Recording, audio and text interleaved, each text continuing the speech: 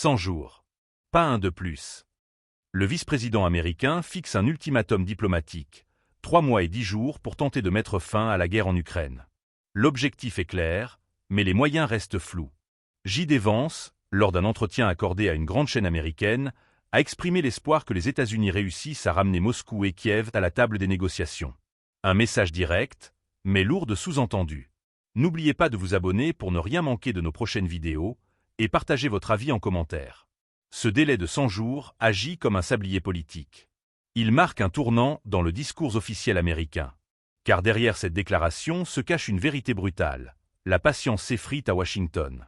Le Congrès rechigne à voter de nouveaux paquets d'aide militaire, l'opinion publique devient réticente, et le coût économique et stratégique d'un engagement prolongé commence à peser lourdement sur l'administration américaine. Loin d'un discours guerrier, les mots de J.D. Vance résonnent comme un signal d'alarme. Il ne s'agit plus d'écraser la Russie sur le champ de bataille, mais d'éviter un enlisement incontrôlable.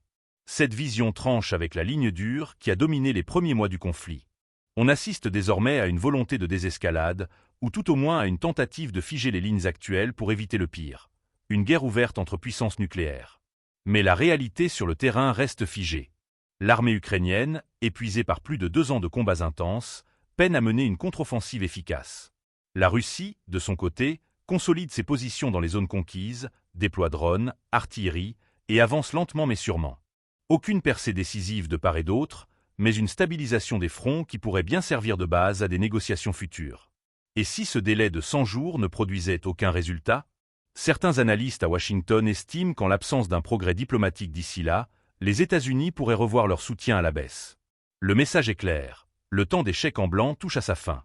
L'administration américaine, tout en affirmant sa solidarité avec Kiev, prépare les esprits à une forme de pragmatisme stratégique.